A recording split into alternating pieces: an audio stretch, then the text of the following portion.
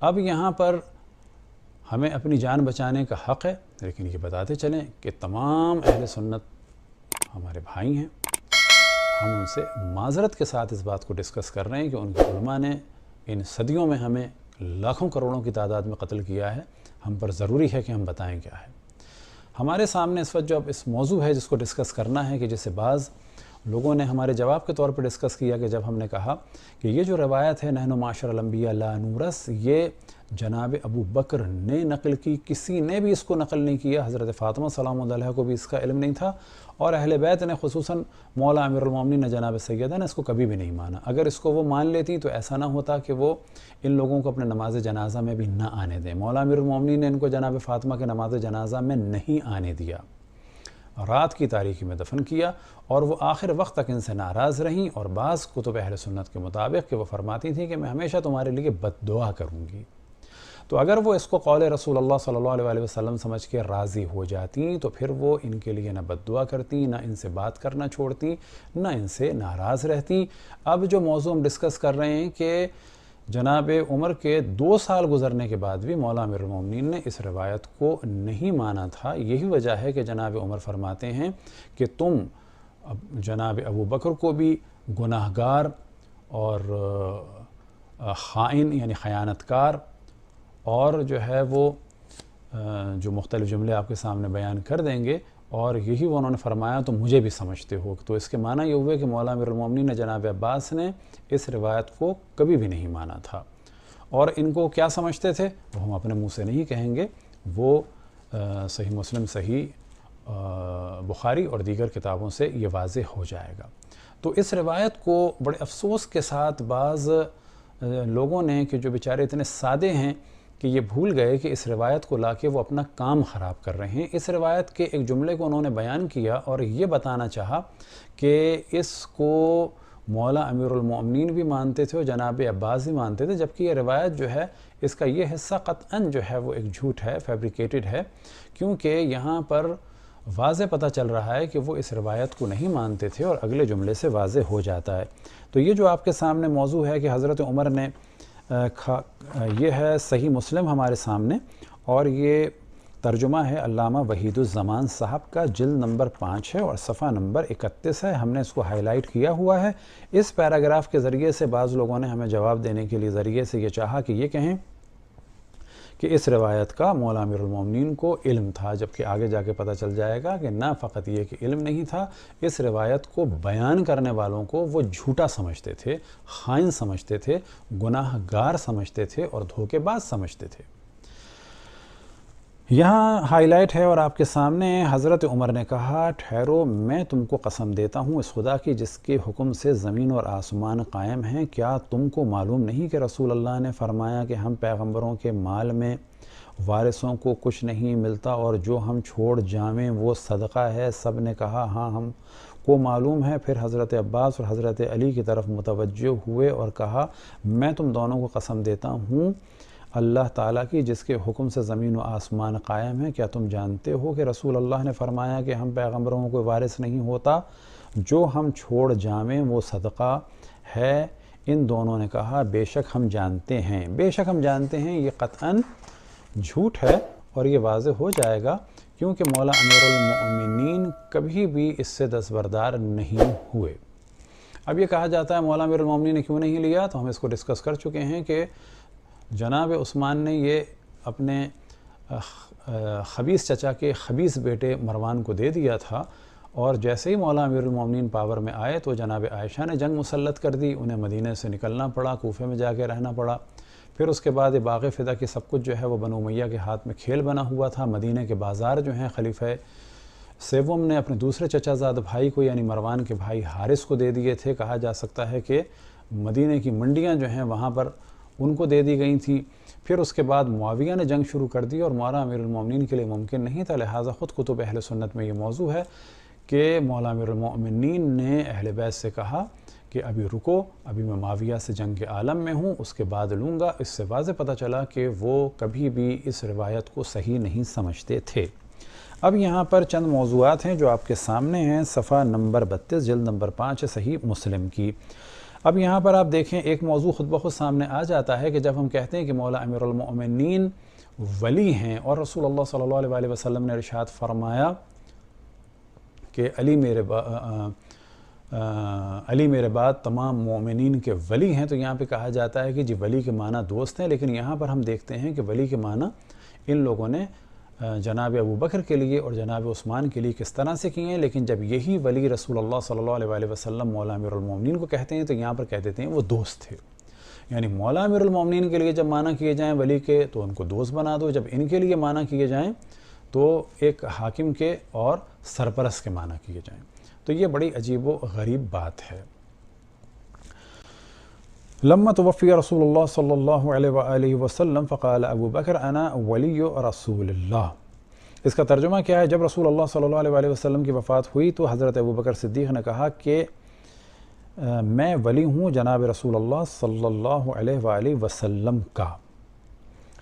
اب جو اصل موضوع ہے وہ آیا فقال ابو بکر قال رسول اللہ صلی اللہ علیہ وآلہ وسلم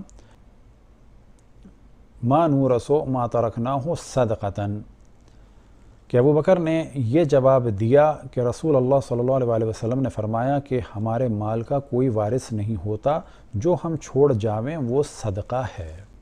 یہ انہوں نے کب کہا؟ جب مولا امیر المومنین نے میراث کو طلب کیا۔ اب یہ ذہن میں رہے کہ میراث میں اور چیزیں بھی تھیں، حوائط سبعہ بھی تھے، مختلف زمینیں بھی تھیں، نہ فقط کہ صرف فدق جو ہے وہ رسول اللہ صلی اللہ علیہ وسلم جناب فاطمہ سلام اللہ علیہا کو اپنی زندگی میں دے چکے تھے۔ یہاں مطلقاً میراث کی بات ہو رہی ہے۔ اب یہاں پر دیکھنا یہ ہے کہ حضرت عمر فرماتے ہیں کہ تم جناب ابو بکر کو کیا سمجھتے تھے؟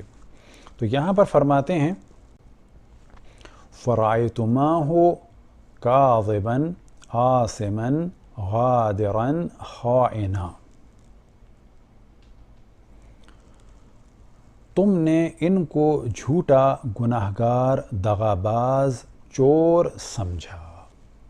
اب آپ تصور کریں کہ مولا امیر المومنین خلیفہ دوم کے 2 سال کے بعد میراث رسول اللہ صلی اللہ علیہ وسلم مانگنے گئے ہیں، اور خلیفہ دوم یہ فرما رہے ہیں کہ تم پہلے بھی گئے تھے جناب ابو بکر کے پاس اور انہوں نے یہ کہہ کے تمہیں منع کر دیا کہ رسول اللہ صلی اللہ علیہ وسلم نے فرمایا کہ ہم میراث نہیں چھوڑتے، ما نورث ما ترکناہ صدقۃ، کہ ہم میراث نہیں چھوڑتے۔ تو تم نے اس قول کی وجہ سے انہیں کیا سمجھا؟ فرأیتماہ کاذبا، جھوٹا، آثما، گناہگار، غادرا، دغاباز، اور کیا؟ خائنا، یعنی چور۔ اب یہاں پہ پتہ چلا کہ اس روایت کی وجہ سے مولا امیر المؤمنین جناب ابو بکر کو گناہگار، دغاباز، جھوٹا، گناہگار، دغاباز اور چور سمجھ رہے ہیں۔ یہ کون کہہ رہا ہے؟ صحیح مسلم میں بیان ہو رہا ہے، جلد نمبر 5 صفحہ نمبر 32 میں، اور کون اس کو نقل کر رہا ہے؟ جناب عمر اس کو نقل فرما رہے ہیں۔ اب اس کے بعد وہ کیا فرماتے ہیں؟ ثم توفی ابو بکر وانا ولی رسول اللہ صلی اللہ علیہ وآلہ وسلم وولی ابی بکر، کہ جب ابو بکر کا انتقال ہو گیا۔ اب کیا ترجمہ ہے؟ وہ ترجمہ جو ہے بیان کر دیتے ہیں۔ پھر حضرت ابو بکر صدیق کی وفات ہوئی تو میں ولی ہوا۔ کس کا ولی ہوا؟ رسول اللہ صلی اللہ علیہ وسلم کا اور ابو بکر کا۔ وہی والی بات کہ جو مولا امیر المومنین کے لیے لفظ مولا اور ولی کو استعمال کیا جائے تو اس کے معنی دوست کر دیے جائیں، لیکن یہاں پر کیا معنی ہے کہ ان کے بعد کیا کہہ رہے ہیں کہ پہلے ابو بکر ولی ہوئے، ان کے بعد میں ولی ہو گیا۔ تو اب کیا فرماتے ہیں کہ تم مجھے کیا سمجھتے ہو؟ ولی ابو بکر۔ اب یہاں پر ریڈ سے ہائی لائٹ کیا ہے، اس کا ترجمہ بھی ہم نے ریڈ کر دیا ہے بلو کے بعد، فرأیتمانی کاذبا آثما غادرا خائنا، تم نے مجھ کو بھی جھوٹا، گناہگار، دغاباز اور چور سمجھا۔ کس نے سمجھا؟ مولا امیر المومنین نے اور جناب عباس نے اور باقی اہل بیت نے۔ یہ کہنا کہ یہ مسئلہ حل ہو گیا تھا بالکل غلط ہے۔ یہی موضوع صحیح بخاری میں، اب اسے تیزی سے بیان کرتے ہیں، جلد نمبر 8 ہے اور صفحہ نمبر ہے 476۔ فقال ابو بکر انا ولی رسول اللہ صلی اللہ علیہ وسلم، علی اور عباس کی طرف جناب عمر متوجہ ہوئے، یہ بات کہی، آپ لوگوں کا خیال تھا کہ ابو بکر اس معاملے میں خطا کار ہیں۔ ہاں یہ ترجمہ ہے وَأَقْبَلَ عَلَى عَلِيٌّ وَعَبَّاسٌ تَزْعُمَانِ أَنَّ أَبَا بَكْرَ فِيهَا قَضَى۔ اب یہاں پر وہ جو صحیح مسلم کے 4 الفاظ تھے، یعنی آسمن، کاذبن، غادرن و خائنا، یہاں کی جگہ صحیح مسلم بخاری نے کیا کیا؟ قضا کر دیا۔ قضا کے بعد پتہ چلے گا کہ جب وہ اس کی تردید کر رہے ہیں، تب اس کا ترجمہ کیا ہے؟ ہاں، علی اور عباس کی طرف متوجہ ہو کر یہ بات کہی، آپ لوگوں کا خیال تھا کہ ابو بکر اس معاملے میں خطا کار ہیں۔ اللہ خوب جانتا ہے کہ وہ اس معاملے میں سچے اور نیک اور سب سے زیادہ حق کی پیروی کرنے والے تھے۔ اب یہ بتا رہے ہیں کہ جی وہ سچے اور نیک تھے، لیکن مولا امیر المومنین حضرت عباس کیا سمجھ رہے ہیں؟ حضرت عباس ابن عبد المطلب کہ جو صحیح مسلم میں بیان ہوا، آسمن خائنن، آسمن کاذبن، غادرن و خائنا۔ اب اس کے بعد یہ فرماتے ہیں ثم توفی اللہ ابا بکر فقلت انا ولی رسول اللہ و ابی بکر، پھر اللہ نے ابو بکر کو بھی وفات دی اور میں نے کہا کہ میں رسول اللہ صلی اللہ علیہ وآلہ وسلم اور ابو بکر کا ولی ہوں۔ اس طرح میں نے بھی اس جائیداد کو اپنے قبضے میں 2 سال تک رکھا۔ پتہ چلا کہ یہ جو گفتگو ہو رہی ہے، جناب عمر کی خلافت کو بھی 2 سال گزر چکے ہیں، اور جناب عباس اور مولا امیر المؤمنین اس روایت کو، یعنی نحن معاشر الانبیاء لا نورث کو صحیح نہیں مان رہے، اور اس روایت کو بیان کرنے کی وجہ سے جو صحیح مسلم کے الفاظ ہیں کہ مولا علی ان کو کیا کہہ رہے ہیں، کیا سمجھ رہے ہیں، تو وہ آپ کے سامنے دوبارہ بیان کر دیں۔ وہ کیا کہہ رہے ہیں، وہ کیا سمجھ رہے ہیں ان کو؟ فرائت ما ہو کاذبن یعنی جھوٹا، آسمن یعنی گناہگار، غادرن یعنی دھوکے باز، اور خائنن یعنی چور، جو ترجمہ کیا ہے جناب علامہ وحید الزمان صاحب نے۔ اسی روایت کو مصنف صنعانی میں جلد نمبر 5 میں، کہ آپ کے سامنے پیلے سے یہ ہم نے ہائی لائٹ کیا، وَقَالَ أَبُو بَكْرَ أَنَا وَلِيُّ رَسُولِ اللَّهِ صلی اللہ علیہ وسلم بَعْدَهُ، اس کے بعد ہے فَقَالَ أَنْتُمَا تَزْعُمَانِ أَنَّهُ فِيهَا ظَالِمٌ، کہ تم نے ان کے بارے میں، اس معاملے میں، یعنی میراث رسول اللہ صلی اللہ علیہ وسلم کے بارے میں کیا سمجھا؟ خلیفہ اول کو یا جناب ابو بکر کو ظالم سمجھا، فاجر سمجھا۔ تو یہاں پہ بھی پتہ چلا کہ جناب عمر سے 2 سال بعد بات ہو رہی ہے، یعنی جناب خلیفہ اول کی وفات، خلافت کا زمانہ گزر گیا، جناب عمر کی خلافت شروع ہو گئی، 2 سال گزر گئے، لیکن ابھی بھی وہ ان کو ظالم بھی سمجھ رہے ہیں، فاجر بھی سمجھ رہے ہیں اس مصنف کے اعتبار سے۔ اب اس کے بعد کیا ہوا؟ ثم ولیتها بعد ابی بکر 2 من امارتی، اب اس کے بعد کیا ہوا؟ وَأَنْتُمَا تَزْعُمَانِ أَنِّي فِيهَا ظَالِمٌ، تم لوگ میرے بارے میں بھی یہی سوچ رہے ہو اس موضوع میں کہ میں ظالم ہوں اور فاجر ہوں۔ تو یہاں پہ پتہ چلا کہ مولا امیر المومنین نے کبھی بھی اس روایت کو صحیح نہیں مانا، اور نہ ان لوگوں کے اس عمل کو صحیح مانا۔ وہ ظالم اور فاجر مصنف کے اعتبار سے اور مسلم کے اعتبار سے آسمن، کاذبن، غادرن اور خائن سمجھتے تھے۔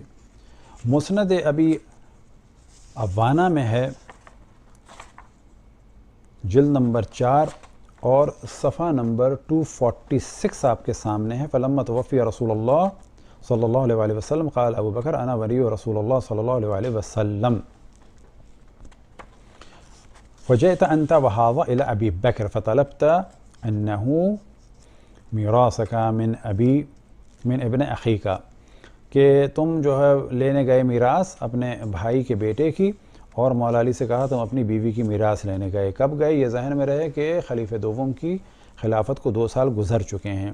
क़ाल रसूलुल्लाह ला नूरसु मा तरकनाहु सदक़तन फ़रअयतुमाहु काज़िबन गादिरन आसिमन खाइना, कि वही सही मुस्लिम वाले इसमें अल्फाज हैं कि तुमने उन्हें झूठा समझा, धोखेबाज समझा, गुनाहगार समझा और चोर समझा।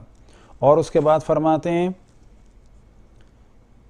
फलम्मा तुवफ़िया, और जब जनाब अबू बकर का इंतकाल हो गया तो क्या होगा? अना वली रसूलल्लाह व वली अबी बकर रज़ी अल्लाह अन्हु फ़रायतुमानी, फिर तुमने मुझे भी समझा। क्या समझा? यानी जिस वक्त ये बात हो रही है मौला अमीरुल मोमिनीन उस वक्त भी जनाब उमर को क्या समझ रहे हैं? काज़िबन यानी झूठा, आसिमन यानी गुनाहगार, गादिरन यानी धोखेबाज, और खाइनन यानी चोर, के जो तर्जुमा किया अल्लामा वहीदुज़्ज़मान ने। और ऐनन यही मौजू जो है अगली रिवायत में भी है, यानी 6668 में, कि जो आपके सामने हाईलाइट कर दिया है। अब उसके बाद हवाला है अल-मुस्नद इमाम